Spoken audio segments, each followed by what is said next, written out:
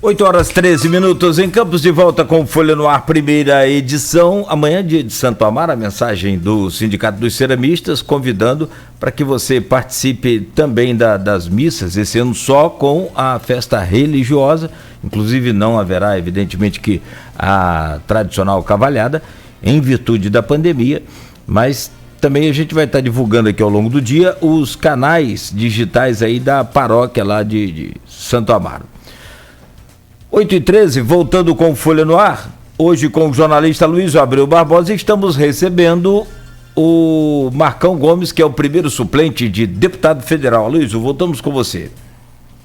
Marcão, tem várias perguntas do grupo aqui, qual você inclusive faz parte, o grupo de WhatsApp do programa e do blog, você deve ter visto, né, algumas das perguntas. Algumas perguntas eu vi, sim, estou à vontade para poder responder.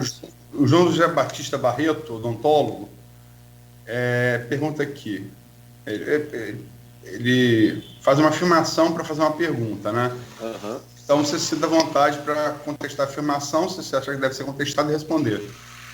Uhum. Por que você não apareceu na campanha de Rafael como grande aliado? O João José, né? Primeiro eu agradecer ao João José pela pergunta. Na verdade, eu apareci, João.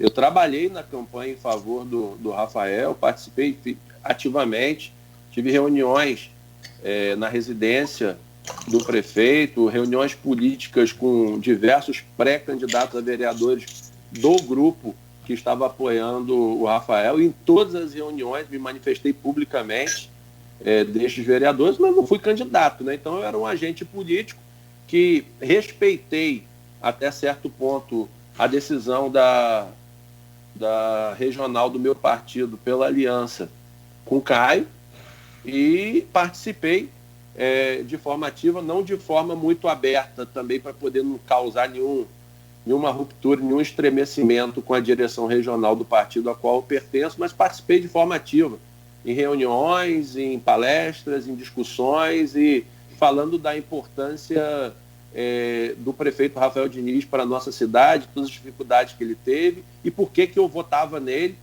por que eu pedi o meu voto para ele, por que toda a minha família, os meus amigos, eu pedi voto para ele, e participei de forma ativa, assim, durante a campanha. Tem outra pergunta aqui do Ângelo Rafael, e Ângelo Rafael é um militante do garotismo. Uhum. Então tem que ser sempre visto por esse prisma, né? Uma pergunta de um militante. Sim. Mas ele pergunta aqui: podemos perceber que vários membros do ex-governo Rafael Diniz se aproximaram do deputado estadual Rodrigo Bacelar. Gostaria de saber do Marcão se essa mudança significa uma aproximação dos dois grupos ou uma manifestação pessoal para aqueles que ficaram sem cargos. Então, acredito que vários membros do governo Rafael Diniz possuem muita capacidade, muita competência, qualificação para poder estar assumindo o cargo, seja junto ao gabinete do deputado Rodrigo Bacelar, seja junto a alguma secretaria do governo do estado onde exista algum espaço político. Vejo isso com muita naturalidade, da mesma forma que após a derrota dos garotinhos nas urnas em 2016 para o Rafael, vários técnicos, vários agentes políticos ligados ao garotismo assumiram cargos vinculados a mandatos, por exemplo, do deputado estadual Bruno Dauaire, assumiram cargos no governo do estado do governador Wilson Witzel, à época, em prefeituras onde são aliados políticos dos garotinhos. Eu vejo isso com muita naturalidade. O próprio Clécio, que era ligado às garotinhas, assumiu o cargo no governo Rafael. Exato, mas um engenheiro competente, um cara que tem qualificação... Não questiono isso, não. Eu estou falando que... Você está falando do inverso. Era ligado ao governo Garotinho e assumiu o cargo no governo Rafael. Sim, eu vejo isso com muita naturalidade. Ângelo, um grande amigo, companheiro da época de escola técnica, só sempre militamos em lados opostos na política. Vamos à pauta pré-estabelecida. O governo Rafael é apontado por muita gente como um governo de um legado, não deixou um legado, né? Se fala muito, por exemplo, que o governo Mocaibe, no imaginário popular, Alexandre Mocaibe, ficou como um governo ruim. Você concorda com isso, né? No imaginário popular. Teve aquela operação da Polícia Federal dentro do governo. Telhado de vidro. Telhado de vidro. Assim, são governos que, quando você tem uma marca muito forte da corrupção dentro do governo, é difícil com que seja feito de forma diferente a análise, né? Mas só para lembrar, o governo Mocaibe tem feitos. O governo Mocaibe inaugurou a Ponte Alei Ferreira, construiu e inaugurou. O governo Mocaibe fez aquele bloco vertical ali entre o Matador e a Tiragosto, que está lá até hoje de boa qualidade. O governo Mocaibe entregou o Estrada dos Ceramistas e o governo Mocaibe entregou a maior parte da Arthur Bernardes. Teve uma parte feita antes por Arnaldo, uma parte feita depois por Rosinha, mas a parte que de fato tirou aquele fluxo intenso da 28 de março foi inaugurada no governo Mocaibe. No entanto, é um governo que tem 4 obras importantes, né? É um governo que tem no imaginário um legado ruim. Por que você atribui isso? E na comparação com o Rafael, qual legado você acha que o Rafael deixa? Então, na análise preliminar desse imaginário de um legado ruim, acredito eu se dever pela questão da operação Telhado de Vidro, aquele avião da Polícia Federal chegando a Campos. Isso fica no imaginário popular e acaba apagando um pouco das boas construções da gestão do ex-prefeito Alexandre Mocaibe. Nessa uma análise bem curta, e para não me alongar muito no que foi feito pelo governo Alexandre Mocaibe. Mas, falando especificamente do Rafael, é a comparação imediata com a gestão anterior, né? Legados de investimento, por exemplo, ele não teve possibilidade nenhuma de deixar um legado de investimento para o município. Haja vista, e acredito que o Vladimir Garotinho vai ter essa mesma dificuldade, né? Por quê? Se você for comparar as receitas dos últimos 4 anos da Rosinha com os 4 anos do Rafael, tem uma perda em média por ano de 700 milhões de reais. É muito dinheiro. Então, a Rosinha, durante os 4 anos, ela governou com algo em torno de 9,8 bilhões de reais, enquanto o Rafael governou com algo em torno de 7 bilhões. Isso dá uma média de 1 bilhão e 700 de orçamento para Rafael, enquanto a Rosinha tinha 2 bilhões e 450. Essas comparações imediatas, hoje o município não tem folga financeira. O município hoje consegue mal pagar os custeios. A gente tem despesas, eu tomei anotação, despesa pública da ordem de 75 milhões por ano, combustível 18, água 25, 26, a Câmara, o duodécimo da Câmara 30 milhões, iluminação pública 28 milhões. Aí você tem a folha, que é uma folha muito pesada, que já é de conhecimento público e notório, passando 1 bilhão de reais. Então não sobra recursos para você deixar legado de investimento.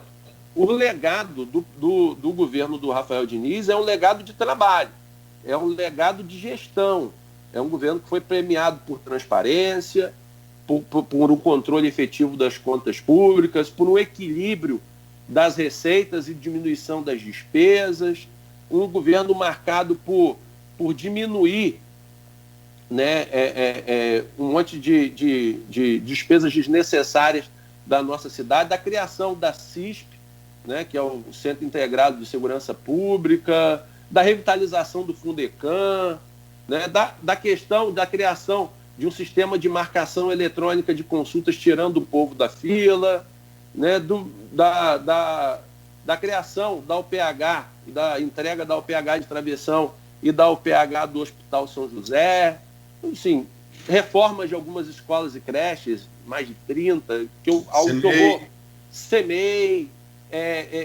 SEMEI, que representa a educação em tempo integral, eleições para a direção de escola. É um legado muito mais de trabalho do que um legado de investimentos, porque não tem recurso financeiro na cidade para isso. Vai ser muito difícil que o Vladimir consiga deixar um legado de investimento. Ele, ao assumir a prefeitura agora, ele está vendo as dificuldades que ele está encontrando.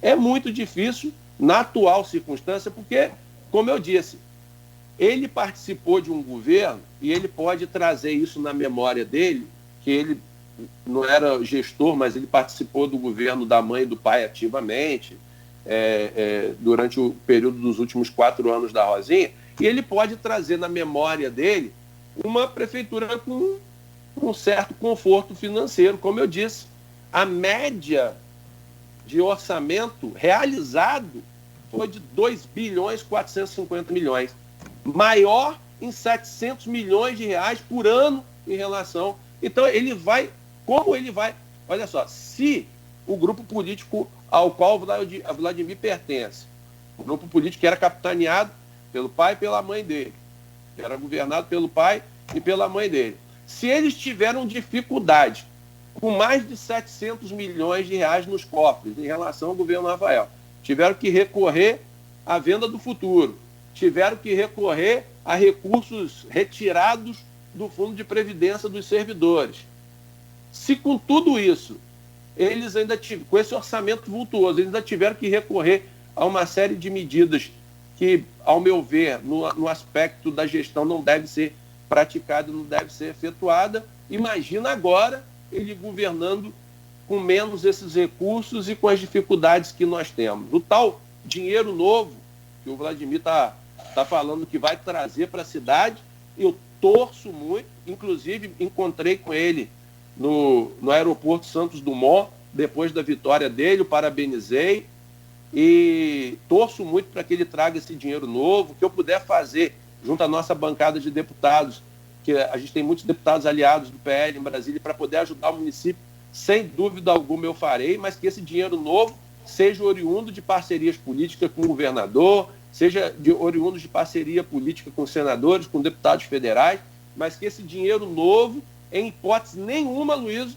seja objeto de um novo empréstimo, de um novo endividamento, de um novo recurso aos cofres do Fundecam, que prejudicou demais os aposentados e pensionistas da nossa cidade, que esse dinheiro novo ele surja de boas articulações, do aumento da receita do município, de atração de indústria para que nós possamos arrecadar mais de parcerias políticas. Então, assim, na análise, voltando à análise específica do legado, é um legado de trabalho. É um legado de trabalho, não é um legado de investimento de obras públicas, porque não existe hoje no município esse conforto. Eu tenho visto alguns vereadores já solicitando, eu preciso que construa uma escola, eu preciso que construa uma unidade básica de saúde. Nós não temos possibilidade de aumentar mais o custeio da nossa cidade. Hoje, o momento é de diminuir a oferta de serviço, não é de aumentar a oferta de serviço. O município não tem condições de pagar o seu custeio. Então, assim, é uma análise que, inclusive, o próprio prefeito Vladimir Garotinho vem reconhecendo isso. Tem aqui, eu vou, além do grupo, no streaming tem vários comentários. Vou ler aqui 2. Da Damasceno da Hora, muito conhecido da sua militância no Carnaval de Campos, faz uma observação sobre o que você falou no bloco anterior, Marcão. Eu só vou registrar, tá? Uhum. O povo vai cuidar de Caio nas próximas eleições. Traiu sim aqueles que votaram contra a volta do Garotinho no segundo turno das eleições, dando a ele uma ótima votação nesse segundo turno. Então concordo com você, o Dadá. Mas a pergunta que eu gostaria de fazer, até para voltar para o tema desse bloco, é a da Márcia Soares Carvalho. Não a conheço, mas é servidora pública, se identifica como servidora pública. Uhum. Ela pergunta a você aqui: sou funcionária pública, hoje sem pagamento de 13º, férias e salário de dezembro. Tenho um grande respeito e admiração por você, Marcão. E gostaria de saber, enquanto advogado, Marcão advogado, qual seria o seu parecer da situação? É um parecer caótico, né? As finanças do município, elas estão em estado caótico, fazendo uma análise técnica e não uma análise política. Trabalhador, você falou isso no primeiro bloco, né, Luiz? Trabalhador, ele trabalha e tem que ser remunerado, né? Não, como você mesmo disse, é trabalho escravo, né? Então, os servidores, eles estão... Minha mãe é servidora pública aposentada do município. Eu sou servidor público federal, eu tenho diversos amigos que são servidores públicos E a gente sabe que no final do mês a conta não espera, né?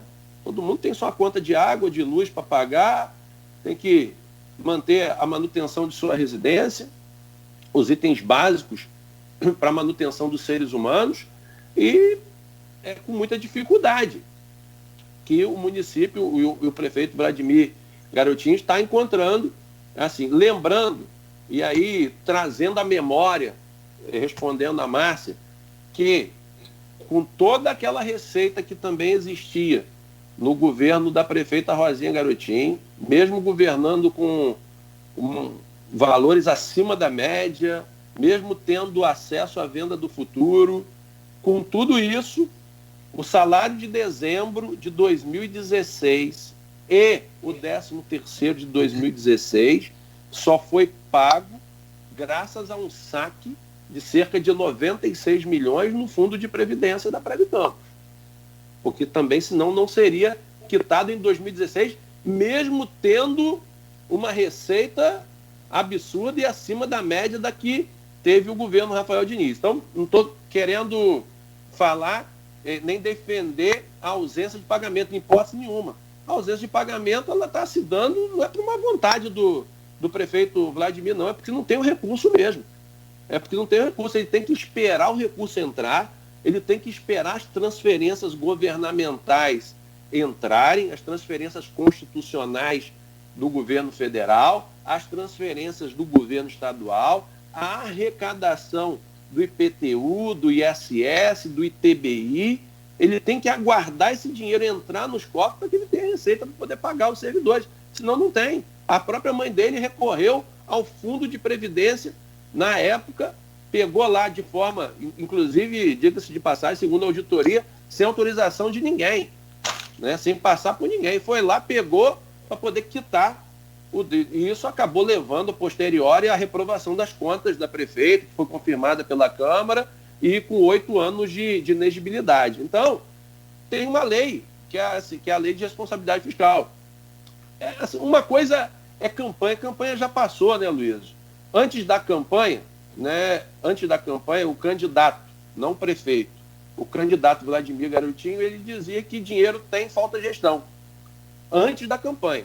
E foi o mesmo discurso de Rafael 2016. Exatamente, antes da campanha. Agora, depois da campanha, o que ele está falando? Olha, vamos decretar estado de calamidade fiscal e financeira. Ou seja, concordo com o Rafael Diniz.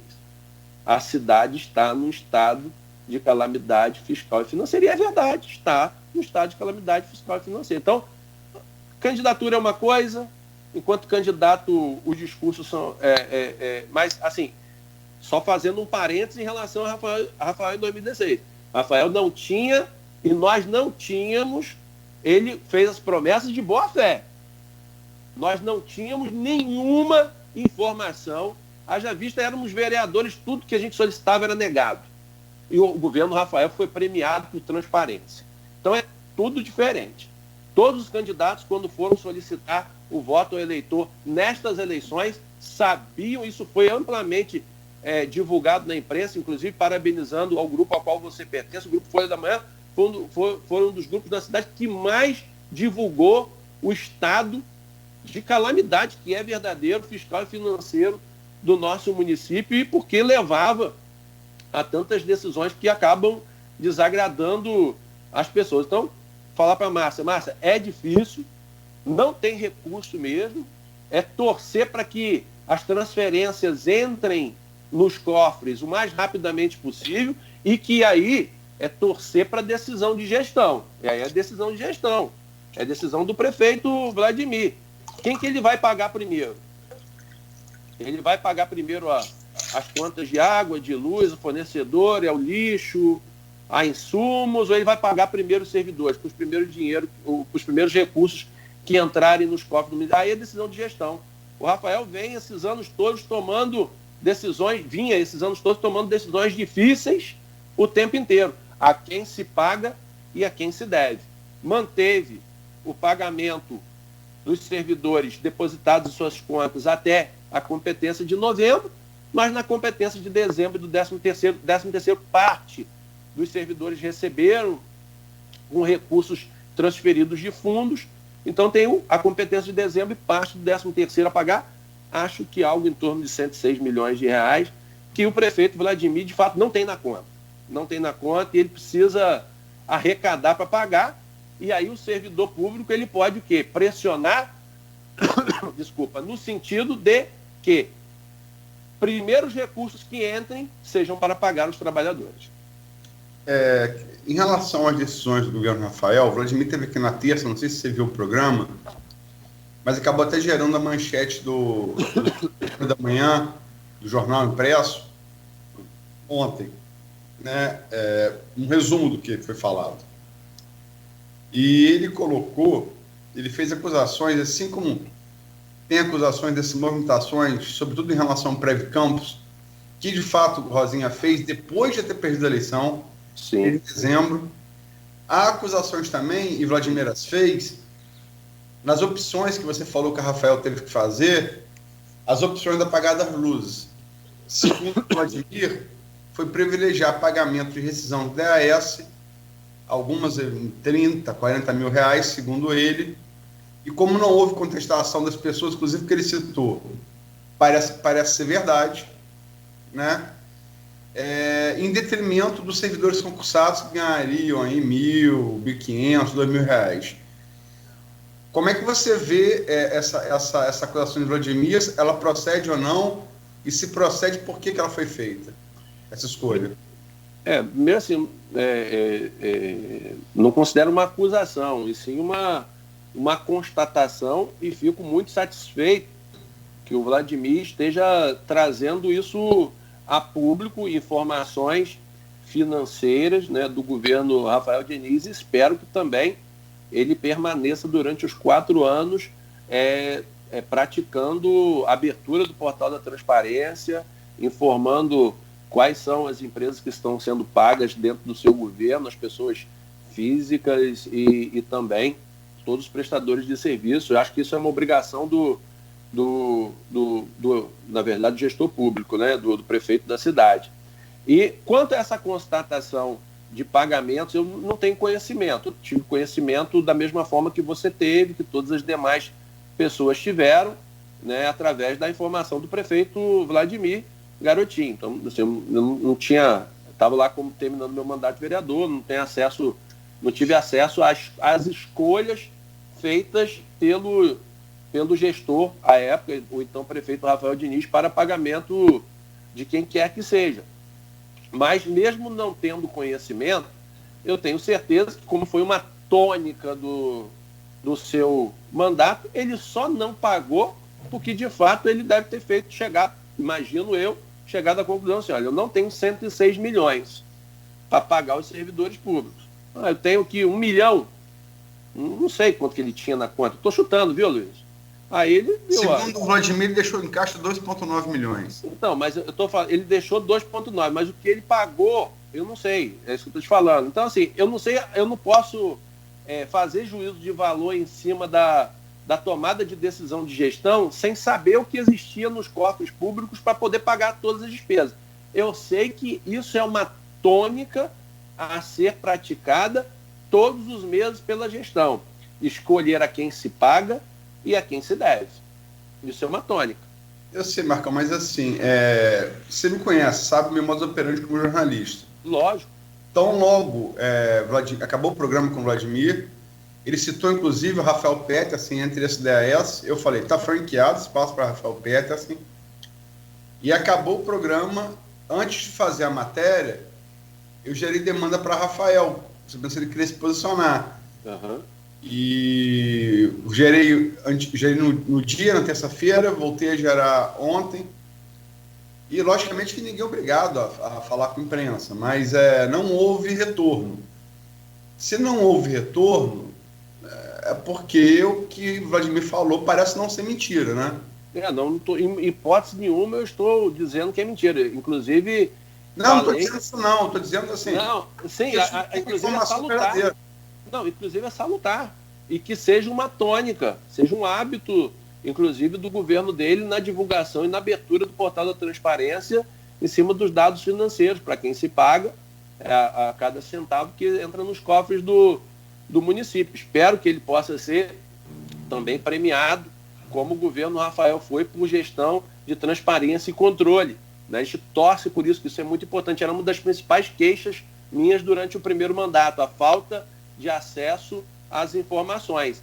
Mas se isso foi sendo, e acredito que seja uma verdade, né, o pagamento de alguns cargos de confiança ou de algumas empresas, isso se dá no juízo de conveniência e oportunidade da gestão. A gestão, como eu não sei quanto que ele tinha no cofre antes de tomar essa decisão, é isso que eu estou te falando. Eu não tenho como analisar. Mas em tese, pagar uma rescisão de 30 mil em detrimento de um servidor concursado de dezembro que recebe 1.500, não é equivocado? Mas vamos fazer uma análise técnica comigo. Você não tem como pegar uma folha de 106 milhões e pagar 30 mil dessa folha. Por que você vai escolher o servidor Aloysio e vai deixar o servidor Marcão sem receber? O cargo de confiança... Não tinha como pagar o todo, que você quer dizer? Não tinha como pagar. No servidor público, ele não pode escolher, né, vou pagar os servidores, ou ele paga o total do servidor, ou ele paga o total dos servidores da educação, ou ele paga 1% do salário a todo mundo. Na minha análise, eu estou fazendo uma análise técnica. Eu não posso escolher, mas vamos lá, ele pagou X mil por uma rescisão de contrato de trabalho de um cargo de confiança. Ele não pode pegar aquele valor que ele pagaria aquele cargo de confiança e vou escolher 3 ou 4 ou 5 servidores, vou pagar o salário desses 5 e vou deixar os outros 13.995 sem receber. Não tem sentido. Ou você tem um dinheiro para você, recurso para você pagar o todo, ou você escolhe de forma linear, olha, eu tenho recurso para pagar 10% do salário de todo mundo.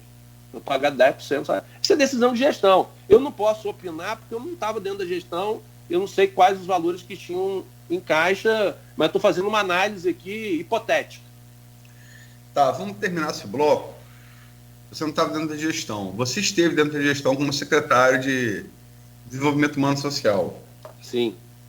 E, assim, até brinquei na terça-feira com o Vladimir, que ele falou que vai procurar o Rodrigo Bacelar de novo. Ele falou assim, vou com a guarda baixa. Até brinquei, olha só. Guarda baixa com os Bacelar, pelo estilo aguerrido dos Bacelar, é risco de tomar um nocaute. E ele falou, não, tá com esquiva em dia, o que não é confronto, é só esquivar e tal, beleza. No tempo recente, desde que Rodrigo se elegeu deputado estadual e assumiu o lugar, naturalmente, que era o do pai, o vereador Marcos Bacelar, ex-vereador Marcos Bacelar, uma figura muito atuante, que marcou, você foi presidente de Câmara, marcou a época como presidente de Câmara. Sim. Mas sempre muito corajoso, né? E eles têm esse estilo aguerrido, né? É deles. Rodrigo é eleito em 2016 com apoio do governo Rafael, né? É eleito em 2016 deputado estadual e aí se torna político mandato, logicamente que ele ganha relevo, né? Ele se torna naturalmente o líder do grupo dos Bacelar. De lá para cá, o único político que eu me lembro em Campos que bateu de frente com o Rodrigo Bacelar, no mesmo estilo, foi você. Naquela discussão que vocês tiveram ali, foi o que aquilo? Foi 2017? 2018? Não, foi 19, pós-eleição. 19? Pós-eleição. Sim, a dele foi 2018, perdão, é verdade. A dele foi Rafael 2016, dele 2018, 2019. E você bateu de frente. O seu estilo também é esse. Você foi o único que fez isso, que eu me lembre, né? Todos os outros procuraram evitar o confronto com os Bacelar. Fala um pouco daquela rusga e como é que você vê o grupo dos Bacelar hoje na política de Campos. Bom, falando um pouquinho do ocorrido lá atrás, são situações que acabam no dia a dia da política. João fala de José, José responde a João, João retruca, né? Ele fez uma análise política em cima da eleição, ele fez uma análise política a meu respeito. Eu devolvi a análise política fazendo uma análise em cima dos votos que ele teve no município, da forma de obtenção desses votos, dos apoios políticos concedidos à época. A gente acabou entrando num fightzinho ali, ele falava, eu respondia, É o meu jeito de fazer. No MMA tem um nome, é trocação franca. Mas depois a gente conversou, inclusive nós conversamos na feijoada da Folha, depois daquilo. A gente bateu um papo lá na feijoada da Folha. Marcão, eu gosto muito do seu Marco, do Marco Bacelar, do pai dele. Ele foi presidente da Câmara, eu não tive oportunidade na época, eu não era vereador, não tinha nem concorrido às eleições, mas agora eu fui presidente do pai dele. A gente teve um amplo diálogo na Câmara, uma pessoa que eu tenho muito carinho, muito respeito, gosto muito do seu Marco. E aí a gente conversou, zeramos as nossas diferenças na feijoada da Folha daquele ano de 2019. A gente bateu um papo, ele estava junto com o presidente André Siciliano, a gente bateu um papo lá com o presidente, com outros políticos, com o Chico Machado. A feijoada tem muito desses encontros, né? Ainda bem que foi as pazes, não foi o fight, não rolou lá. Não. A gente... vocês dois. Não. A gente zerou, batemos um papo, e aí, vida que segue, ele tem feito um mandato de destaque, se tornou um líder regional, isso é reconhecido. Dentro da LERJ. Inclusive dentro da LERJ, é reconhecido por todos, né, por todos aqui da nossa região, tem feito um excelente trabalho, um excelente articulador político. Como eu disse, desde lá de trás, desde 2019, a gente já tinha zerado as nossas diferenças. Torço pelo sucesso do mandato dele, que seja profícuo, que seja de ajuda à nossa cidade, que seja de ajuda à nossa região, porque não só Campos, mas todos os municípios precisam muito da presença dos deputados estaduais e dos deputados federais. A gente teve a triste infelicidade de perdermos 2 deputados estaduais para a Covid, né, como o saudoso Gilviano e o saudoso João Peixoto, né? Então, torço muito para o sucesso do Rodrigo, que ele continue sendo essa liderança, continue avançando e possa continuar ajudando a cidade e a região. Mas se bater abaixo do leito de cintura, o Coutinho recebe, né? Não, recebe na hora, ele sabe que o nosso estilo é muito parecido. Aqui bateu, levou. Só, são 8h45, vamos fazer intervalo para o último bloco, Cláudio? Vamos lá, e no caso da feijoada aí, Luiz, já nem você que é lutador aí, lutador, rapaz? Pelo menos treina, né? Ou treinava. Não treino nada há 10 anos, tô parado. Mas essa história aí, E para segurar Marcão Rodrigo. Não, mas eu ia sugerir. Ainda bem que eu crio o Rottweiler do argentino. Sim. Então, mas podia, no caso aí, chamar nosso. É capaz de Marcão Rodrigo mordendo meus cachorros. Não, nós somos bonzinhos. Mas nesse caso aí, lá da feijoada. Somos de paz. Ah, não, no caso da feijoada lá, podia chamar nosso pitbull. Laura. E ela resolveria bem. Eu acho que Laura eles respeitariam. Com certeza, com certeza. Na hora. Reverência. Com certeza. São 8h46 agora, então rapidamente nós vamos ao intervalo. Voltamos, é bem rápido mesmo. Fique ligado aí no Folha no Ar, primeira edição. Tem mais um round, quer dizer, tem mais um bloco ainda. Tem mais um bloco para fechar o programa a seguir, logo após o intervalo, no oferecimento dos laboratórios Plínio Bacelar e Clínica Proteus.